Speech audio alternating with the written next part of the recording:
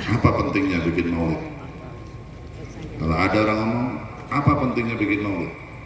Kenapa orang seperti Mas Harno ini bikin gedung semewah ini, sebagus ini, nggak ditempati? Bukan tempat tinggalnya, ini hanya dipakai begini kalau ada pengajian aja. Selebih dari pengajian, beliau sama sekeluarganya tidur di rumahnya yang lama. Kenapa bikin begini? Ini hanya dipersembahkan untuk Nabi Muhammad SAW. Lalu faedahnya apa? Hati ini opo. Sebulan sekali mengeluarkan biaya jutaan. Ngasih makan yang hadir, listrik sedemikian banyaknya dipakai, sound system didatangkan, Hadroh Az-Zahir dari Pekalongan didatangkan, hati ini opo.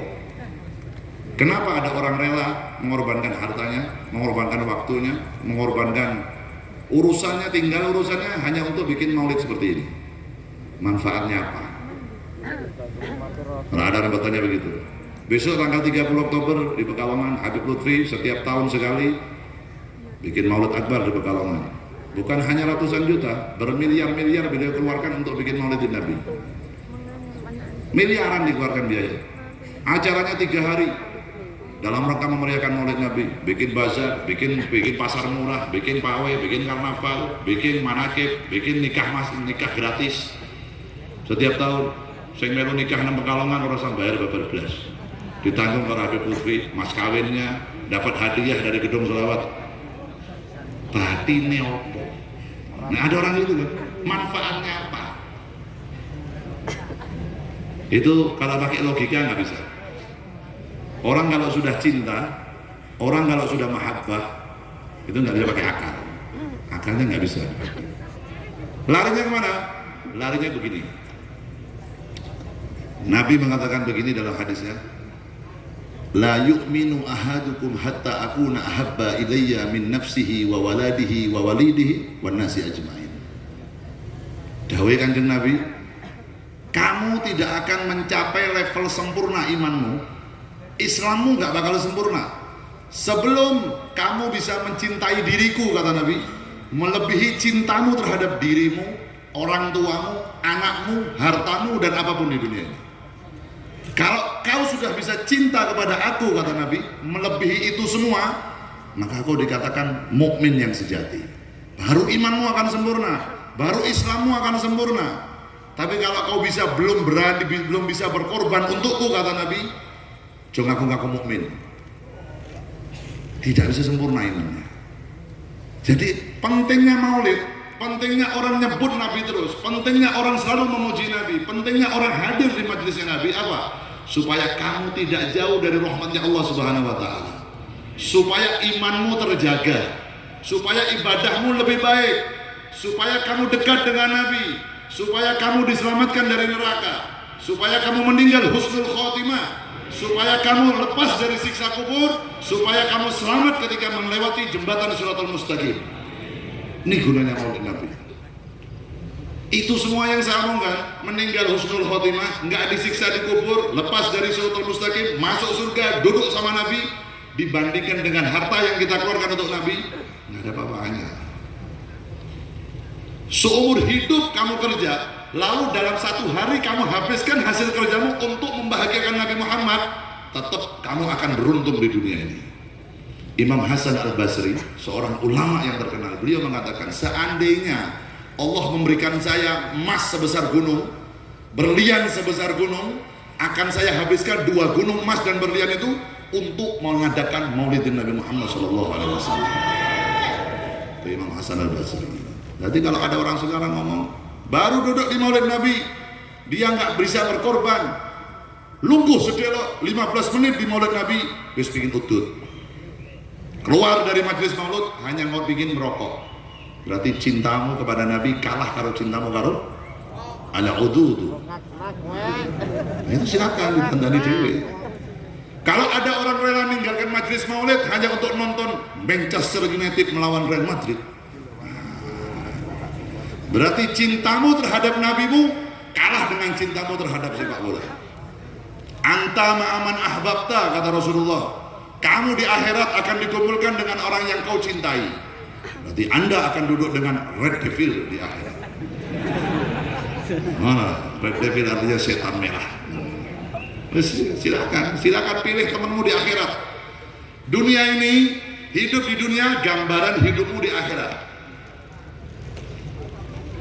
Makanya ada arti sebuah hadis mengatakan matinya seseorang tergantung bagaimana cara hidupnya. Itu arti dari sebuah hadis begitu. Makna dari sebuah hadis. Matinya seseorang tergantung dengan cara dia menjalani hidupnya. Kalau kamu selama hidup itu nggak jauh dari Nabi, selama kamu hidup setiap hari ingat Nabi, ingin berkorban untuk Nabi, mencintai Nabi, berlomba-lomba dengan orang lain, sedekat mungkin dengan Nabi, maka kamu nanti akan mati ditemani oleh Nabi Muhammad SAW. Maka ketika malaikat Israel datang kepada dirimu mencabut ruhmu, Nabi menjadi saksinya di sebelahnya. Tapi kalau semasa hidupmu jauh dari majlis sholawat, jauh dari majlisnya para habaib, jauh dari majlisnya kiai, jauh dari majlisnya para ulama, yang matimu saya nganjani mak lampir. Israel teko karo mak lampir. Kenapa? Kamu jauh dari ulama, kamu jauh dari majlis Nabi. Masih ada kepanjangannya nih makna hadis tadi. Cara matinya seseorang tergantung cara dia menjalani hidup, dan cara dibangkitnya orang di akhirat nanti tergantung dengan caranya dia mati dulu. Tuh urusannya. Urip dunia ini urusannya tuh, ojo gawe dolanan. Kalau memang majelis maulid ini nggak penting, nggak mungkin para habaib, para kiai ini ninggalkan anaknya, ninggalkan istrinya, ninggalkan urusannya hanya bikin maulid begini. Sampai pikir para habaib, para kiai itu nggak capek. Sampai pikir para habaib, para kiai itu nggak pingin duduk sama istrinya ngopi sore, ngobrol karena anak bendino orang pingin semuanya. Cuman beliau beliau sadar, karena hidup di dunia ini bukan untuk istirahat, hidup di dunia bukan untuk berfoya-foya, hidup di dunia ini, dunia ini adalah tempatnya kita menanam. Supaya apa? Supaya panen di akhirat. Nggak mau nanam di dunia, jangan harap-harap panen di akhirat. Kalau kamu setiap hari sibuk, hanya ingin kaya, ingin bisnis, ingin kaya, ingin bisnis, ingin bangun rumah, ingin bangun gedung, ingin bangun hotel, apa yang kamu bawa ketika mati? Ingat, kain kafan nggak ada sakunya. Kamu mati nggak bawa ATM, kamu mati nggak bawa handphone, kamu mati nggak bawa sertifikat. Apa mana? Oh itu. Pajero, Alphard, Innova, tinggal kabeh. Nek kowe mati nom, bojomu rondo nom, diincer karo tonggone. Ngono piye? Terus yang kamu harapkan apa? Kita ini diciptakan sama Allah, dipindah dari alam satu ke alam yang lain. Dulu kita diciptakan sama Allah pertama di alam ruh. Kita dikumpulkan di alam ruh berapa tahun? Wallahu a'lam, kita tidak ada yang ingat. Setelah di alam ruh kita dikirim oleh Allah ke dalam alam rahim ibu kita. 9 bulan kita dalam rahim. Setelah dari alam rahim kita dikirim ke alam dunia. Berapa tahun? Wallahu a'lam. Al-umur biyadillah. Umur Allah yang tahu. Setelah kita di alam dunia masih ada 2 alam lagi. Alam apa? Alam barzah, alam kubur. Berapa tahun di dalam kubur? Wallahu a'lam sampai kiamat. Kalau kiamat 1000 tahun lagi berarti 1000 tahun kita di dalam kubur. Nah ini saya ngerti. Kalau Anda meninggal husnul khotimah, 1000 tahun terasa sebentar di dalam kubur. Tapi kalau meninggal su'ul khotimah, 1 hari seperti 1 juta tahun di dalam kubur. Setiap hari disiksa malaikat. Setiap hari malaikat datang gantian ngantem kita, ngantem lagi, siksa kita tiap hari. Ya Allah, nangis di kubur. Kenapa? Meninggal gak bawa amal. Ketika hidup di dunia ngentengnya sholat. Ketika hidup di dunia gak pernah puasa Ramadan. Ketika hidup di dunia naudzubillah min dzalik, su'ul adab kepada orang yang lebih tua, kurang ajar kepada orang tuanya, durhaka kepada orang tuanya. Wah, mati model begini. 1 hari di dalam kuburan serasa 1 juta tahun. Setelah di alam barzah, nanti kita akan dibangkitkan lagi oleh Allah di alam mahsyar, di alam akhirat. Tuh, jangan dibuat santai hidup ini. Anda mau masih muda, Anda mau tua, semuanya pasti mati. Habib, kiai, pejabat, rakyat, TNI, Polri, kaya, miskin, mati kabeh. Gak ada yang kekal di dunia. Dunia ini tempat kita cari modal sing akeh untuk menjemput kematian. Karena semua pasti mati. Gak ada yang kekal di dunia ini. Para nabi meninggal, para rasul meninggal, raja-raja yang kaya semua meninggal. mati sedaya. Lalu terus pertanyaannya, ketika kita mau meninggal, apa yang kita persiapkan? Nah, makanya ini majlis maulid dibikin, majlis sholawat dibikin supaya apa? Menyelamatkan umatnya Nabi Muhammad SAW. Sekali lagi hadisnya Nabi, kalau anda ingin tahu, iki Harno, Mas Harno, gaya ini iki opo gunanya? Kok dihabis-habiskan bermiliar-miliar untuk bangunan itu tadi? Beliau itu belajar dari Habib Lutfi, karena beliau ngaji sama Habib Lutfi. La yu'minu ahadukum hatta akuna habba ilayya min nafsihi wa waladihi wan nasi ajma'in. Tidak akan sempurna imanmu sebelum kamu bisa mencintai diriku, kata Nabi, melebihi cintamu terhadap dirimu sendiri. Kalau anda masih belum bisa berkorban untuk Nabi, belum sempurna imanmu. Kalau anda masih malas-malasan hadir di majlis yang dibacakan Nabi Muhammad, belum sempurna imanmu. Kalau kamu masih membanding-bandingkan majlis maulid ini dengan istirahatmu, belum sempurna imanmu. Makanya itu dibanding-banding ya. Mau jadi sanding-sanding deh. Sallallahu ala Nabi Muhammad. Nah, para habaib itu, para kiai, para ulama kita, para guru kita bikin majlis seperti ini ada sanatnya, bukan asal bikin. Beliau mengikuti gurunya, gurunya dari gurunya, gurunya dari gurunya, gurunya dari gurunya sampai Nabi Muhammad SAW. Jadi majlis model begini ini bukan barang anyar, bukan barang baru. Dari zaman Nabi sudah ada. Bedanya di zaman Nabi nggak ada sound system, nggak ada az-zahir. Az-zahir membimbing kita orang. Tapi apakah ada perkumpulan model seperti ini? Ada di zaman Nabi. Cuman kan keterbatasan tempat, keterbatasan alat di zaman Nabi. Loh, sudah ada begini, bukan barang baru. Muji-muji Nabi seperti tadi sahabat Hasan bin Sabit itu muji di depan Nabi loh. Ketika melihat wajahnya Nabi langsung mengatakan wa ajbanu min kalam taraqat ainun. Wahai Rasulullah, mata ini belum pernah memandang orang yang lebih mulia daripada dirimu. Wa atyabu min kalam talidin nisa'u, dan belum pernah ada wanita di dunia ini yang telah melahirkan orang sesempurna dirimu. Khuliqta mubarra'an min kulli aibin, kamu diciptakan oleh Allah tidak punya kekurangan, tidak punya aib, tidak punya cacat sedikit pun. Ka'annaka qad khuliqta kama tasha'u, seakan-akan kamu lahir ke dunia sebagaimana pesananmu sendiri terhadap Allah Subhanahu wa taala. Sallallahu alaihi Nabi Muhammad. Jadi katanya sahabat Hasan bin Sabit begitu lihat wajahnya Nabi, iki koyo-koyone menungso iki lahir nang dunya kaya pesenane dhewe. Seakan-akan Nabi Muhammad itu matur teng Gusti Allah, ya Allah, nanti kalau saya lahir ke dunia, saya minta model hidung saya begini ya. Saya minta rambut saya begini, saya minta badan saya begini, saya minta tinggi badan saya segini. Jare Gusti Allah, tak turuti. Koyo-koyone jare Hasan bin Sabit ini, Nabi Muhammad itu koyo-koyo njaluk nang Gusti Allah. Pokoknya modelku koyo ngene lahir nang dunya. Nggih, dituruti karo Gusti Allah. Saking apa? Saking sempurnanya Nabi Muhammad SAW. Begitu Nabi dipuji sama Hasan bin Sabit, apa ngamuk? Jangan muji saya berlebih-lebihan, itu nggak boleh. Itu pengkultusan. Ini terbuatan. Jawabannya Nabi apa? Mesem. Nabi nek dipuji sama umatnya tersenyum bahagia. Sallallahu alaihi Nabi Muhammad. Kan wong yaknah saiki. Wong ora genah lagi. Anta syamsun, anta badrun, anta nurun. Nggak boleh itu berlebih-lebihan. Nggak boleh piye. Wong Nabi Muhammad mesem. Nabi Muhammad dipuji sama umatnya itu tersenyum.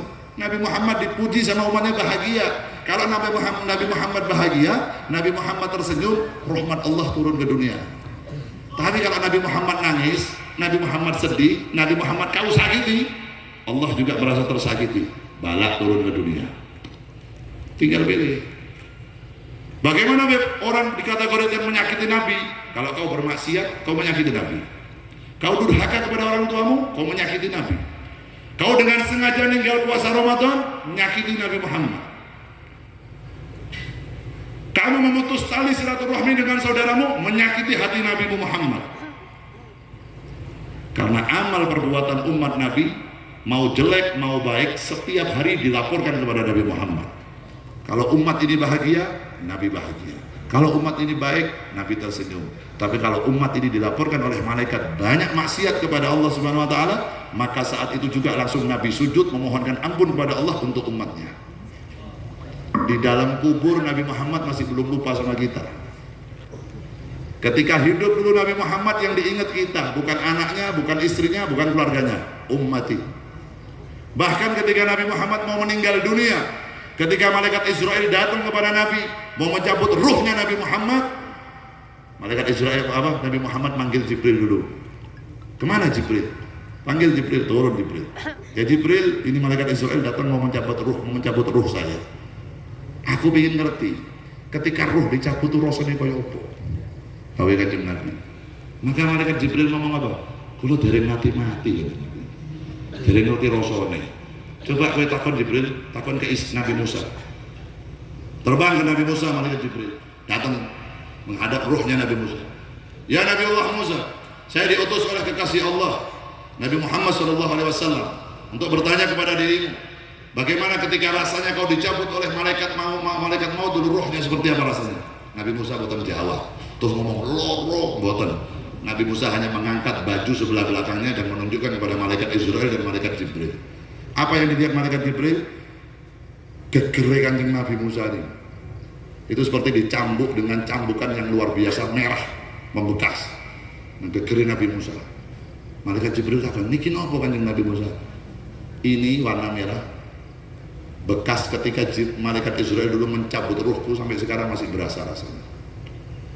Warna merah itu bekas ketika ruhku dicabut oleh malaikat Israel. Rasanya seperti apa? Gambarkan sendiri kepada Nabi Muhammad. Laporan Jibril, Kanjeng Nabi, saya ada laporan dari Nabi Musa bahwa rasanya seperti ini, seperti ini. Nabi Muhammad takut, boten. Kenapa? Kata Nabi Muhammad, saya sudah rindu untuk berjumpa dengan Allah. Saya sudah rindu, sangat lama ingin berjumpa dengan Allah, maka hari ini saya siap untuk dicabut ruhku, kata Nabi Muhammad. Namun ada permintaan, kata Nabi Muhammad. Saya ada permintaan, satu. Jibril sampaikan kepada Allah, saya ridho untuk meninggal hari ini, saya ridho untuk berjumpa dengan Allah hari ini, tapi mohon satu permintaan. Sampaikan kepada Allah, rasa sakit sakratul maut yang akan menimpa umatku seluruhnya cukup berikan kepada diriku yang akan merasakan. Jangan sampai umatku merasa sakit ketika sakratul maut. Cukup Muhammad bin Abdullah yang akan menanggung rasa sakit umatnya ketika mau meninggal dunia. Shallallahu ala Nabi Muhammad. Bayangkan ini, mau balas apa sama Nabi?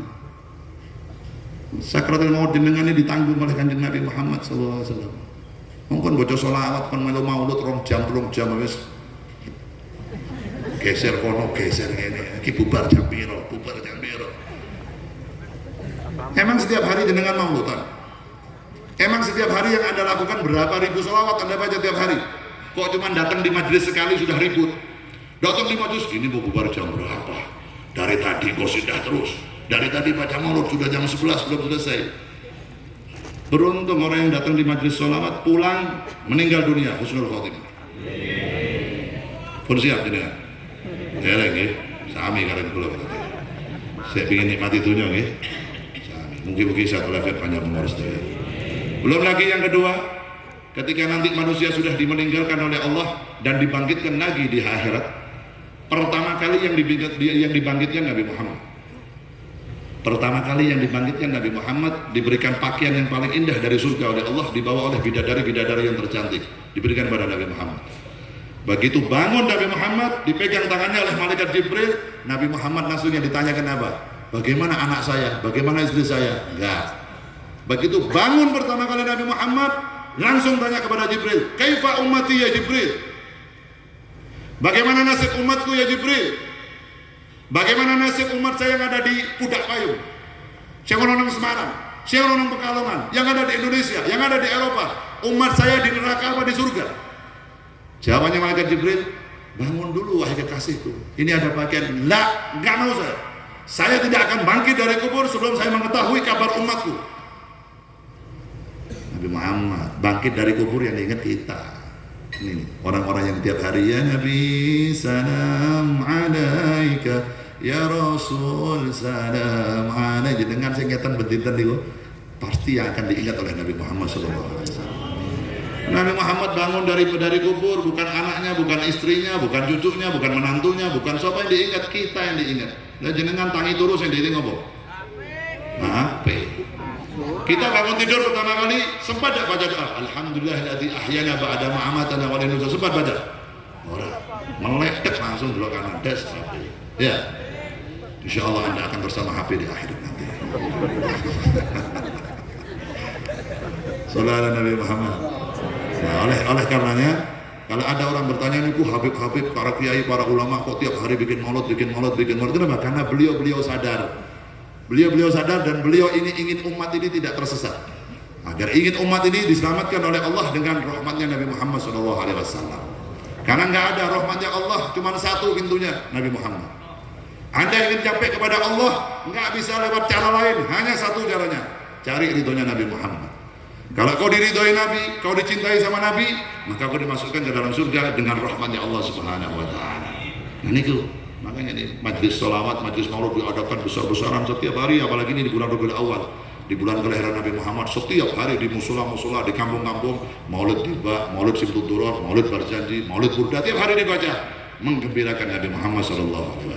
Semoga kita semua yang hadir malam hari ini dan yang mengikuti dari live streaming dari YouTube, baik YouTube-nya Az-Zahir dan YouTube-nya yang lain, mudah-mudahan mendapatkan berkah dari acara kita malam hari ini, dan mudah-mudahan mendapatkan syafaat dari Nabi Muhammad SAW.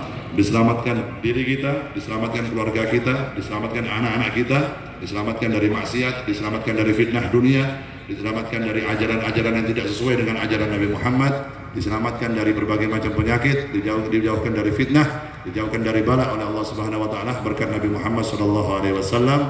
Fatihah.